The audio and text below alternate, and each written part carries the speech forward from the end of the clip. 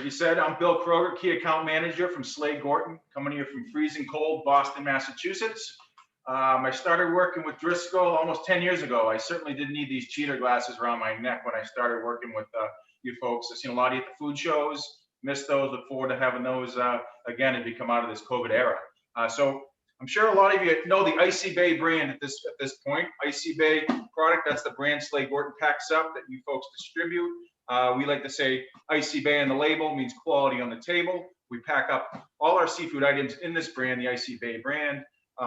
We pack them up to specific tight specifications, tight QC. So each box you open is consistent quality for your end users.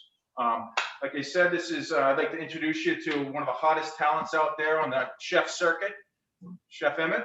Thank you guys for having me today. Yeah, so what we're gonna do here is I'm gonna show you some of the products, and then Chef's gonna show you how to prepare some end user back of the house tips and things like that. So before we get into the actual presentation, I would like to attack the elephant in the room. I know you guys are from New York, New Jersey. I'm sure you feel really bad that my Patriots aren't in the Super Bowl. But that said, I've adopted a new team I like to call the New England Buccaneers. So we'll see how they do next Sunday. With that said, that cleared up, let's talk about why frozen fish versus fresh fish. Here at Slade Gorton, since the COVID era started, we've kind of noticed a seismic shift from fresh to frozen, and frozen fish has become king at the back of the house for a few reasons. One reason is the portion control. It's all pre-portioned fish, no waste. With waste, that's money. Waste is money.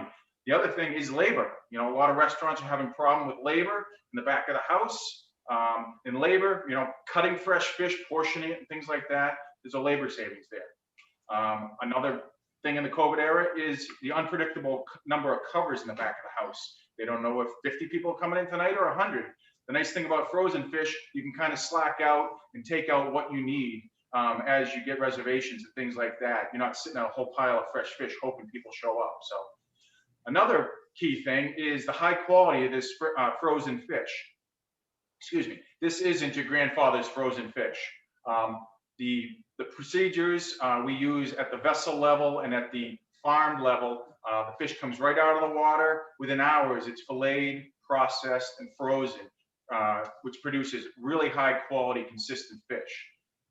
With fresh, you don't necessarily know if it's a day old or 10 days old. So that's been important. Stable pricing. Fresh fish can be very volatile. In the wintertime, boats can't get out because of the wind, the weather. So we have very stable pricing on the frozen, a lot more so than the fresh. Your customer knows their costs, can plan those costs and plan menus ahead of time. Consistent availability of the frozen. We pack up large volumes of the fish. We have it sitting in a freezer waiting for people to buy it, more or less. So consistent availability and consistent quality, like I said before. Fresh fish can be from 1 to 10 days old. Our fish is always, brand new, frozen quickly. So in this COVID era, obviously you folks know that the dine-in is anywhere from 25 to 50%, and there's been a big focus on takeout. So we're trying to today focus on some products that travel really well. I know Ed recently mentioned that you guys have a great lineup of containers meant for traveling. So I definitely pair those with these fresh fish or frozen fish products so they travel well, they don't get soggy and moist, things like that. Don't just slap them in the standard styro container. So another thing we've seen is, trust me, I love burgers, I love pizza, I love steak. Seafood is really healthy. So a lot of times, after your 5th pizza, in 2 weeks, or your 10th burger, my kids will eat burgers every day, but it's nice to get a nice healthy piece of fish. So without further ado, we'll start taking a look at some of the products.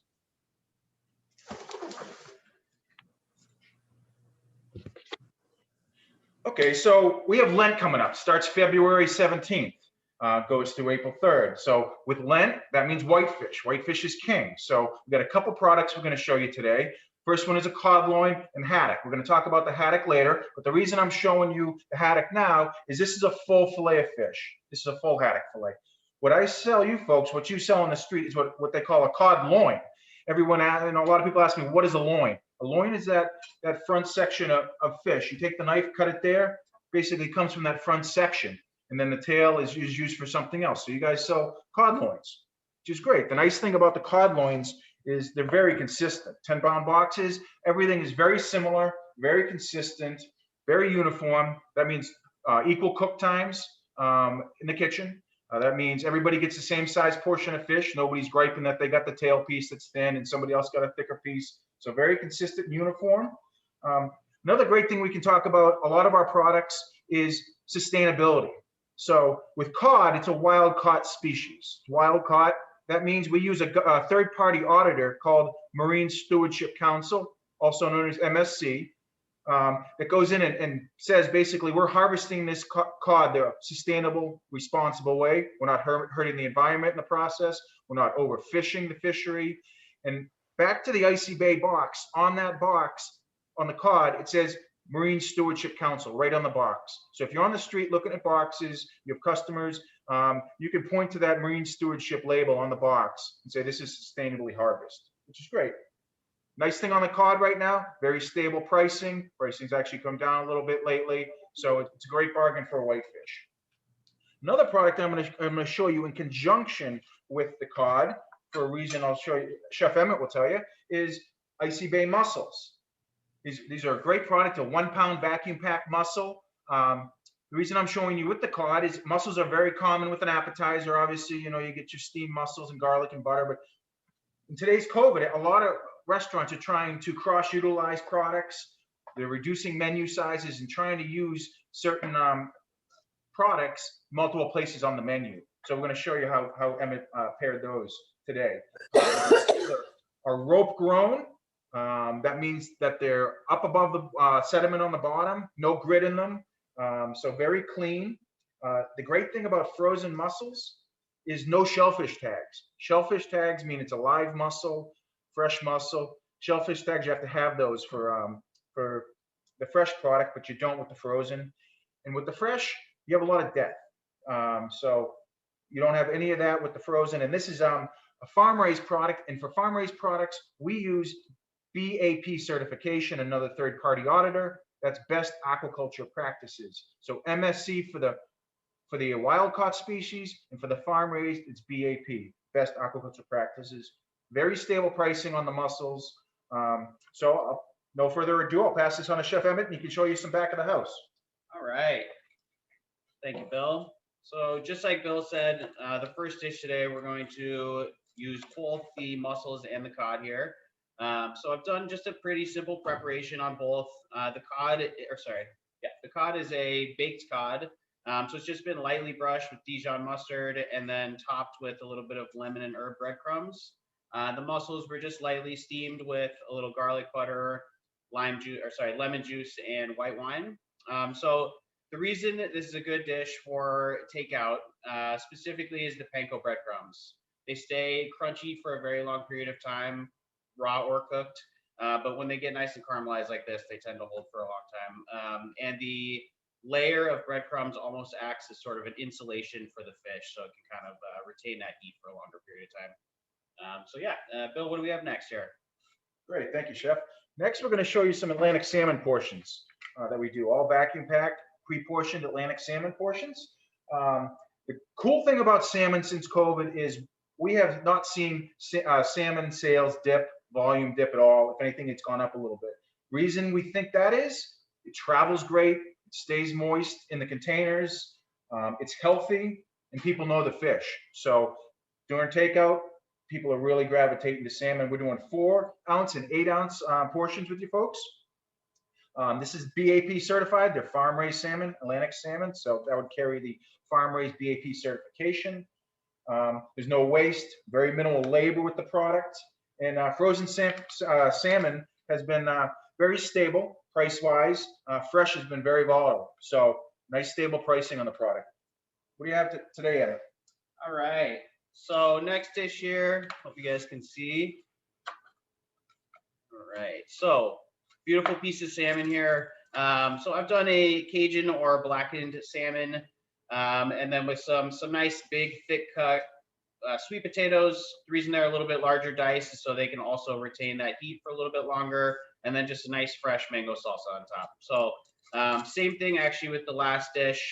The salmon will hold really well because of the dredge on the outside, acts, similar as an insulator, but also salmon itself has a really nice fat content. So you really get, that nice like juicy mouthfeel, even if it cools down slightly. So I'm just gonna garnish here with that mango salsa. Okay, just a really tasty all around fresh dish here. What do we got next, Bill? Wow, that looks really good. What we have next is tuna saku blocks. When we say tuna, this is a yellowfin tuna saku block, and a saku block is cut from the premier front section of the loin, similar to where that cod loin came from. In the front section of the tuna loin is these premier saku block cuts. The cool thing about this yellowfin tuna, we source it from long line fish, hook and line caught fish, not nets. Reason we do that is the nets tend to get dolphin and other mammals inside them and kill them. So that's why we go with the long line fish. Premier cut, like I said, zero waste, slack it out. It travels great, hot or cold. And the pricing on this tuna has been very stable. Tuna, especially in the wintertime, pricing can be extremely volatile with the boats being able to get out and fish. So that way the end user can plan on menu costs. All right. So now, everybody, next dish we got here. This is a tuna tataki. So it's basically that beautiful piece of tuna, lightly brushed with sesame oil and then dredged with sesame seeds. And then you just get a really quick sear on all sides here. And then I've also done a little bit of brown rice, scallions, some seared bok choy, and a sesame dressing. The reason this, I think, works really well for takeout is the tuna itself doesn't need to be hot, but you still kind of get that nice sort of toasted flavor that you get from a roasted or seared piece of fish. So what do we got next, Bill? Fantastic. Our last product here is Icy Bay haddock fillet that I showed you there at the beginning. Haddock is an upstate New York fish. It's very regionalized. Down in the city, New York is more of a cod loin, a cod area. So this is more towards upstate New York. Not that people in the city can't use haddock, but so this is our haddock fillet. I'm going to tell you a little bit about haddock and about moisture content in fish. Don't mean to get too scientific with you, but fish off the knife with no chemical in it runs about 80% moisture. 80% moisture on a natural fish, no chemicals. Well, sodium tripolyphosphate is used in fish for a good reason. On a light soak, call it 30 minutes, that fish absorbs the moisture, and then when you go to thaw that fish out a year later, it's still nice and moist and not all dried out, like would happen with a chem-free fish. So it was developed for good intentions. The problem is if you oversoak the fish 6-8 hours overnight, the fish absorbs all that water, and when you go to cook it, all that water purges out. So people do that and soak it extra long because water is cheap and fish is not. Well, the cool thing about the Icy Bay product, like I said, 80% moisture on natural fish. The Icy Bay is 84% moisture, a light soak. A lot of products out there are 85, 86, 87%, and that's going to be less expensive product because they're selling water. It's about 15 to 20 cents per pound for every percentage point you go up on the product. So anybody has any questions on that, I'd love to circle back with you and we can clarify that. So this is a great product for fish and chips. The market on the haddock has been going up. We expect it to go up Q1 and Q2. Reason for that, there are import tariffs on the haddock that just got implemented again, first of the year. We're holding pricing right now. Probably a good time to buy in, lock in some customers, because we do expect the market to go up and go up drastically, about 25%. So I'll pass it over to Chef. Thank you, Bill. That was great. All right, so the dish here, like he said, I've just done a classic fish and chips. Haddock is used in fish and chips all the time for good reason. Super delicious, stays nice and juicy once it's cooked. So handmade fries have double fried so that they can stay crispy for a little bit longer. And then the big difference here is that the batter have changed. So a usual beer batter would be, a leavening agent and primarily all-purpose flour. This, I've axed the leavening agent and added rice flour. So similar to a tempura, you get a really, really nice, crispy, light crunch to it, and it stays that way for a long period of time. So I think it's a really great to-go preparation. Great. Thank you, Chef. Thank you, everybody out there, for the time today. I know it was a lot to take in. Thank you so much. So if you have any questions, we'll be passing out our contact information. feel free to reach out to me directly. Look forward to getting out with you folks in the spring. Hopefully go see some end users, lock up some volume business. Feel free to reach out. Thank you very much. Thank you, guys.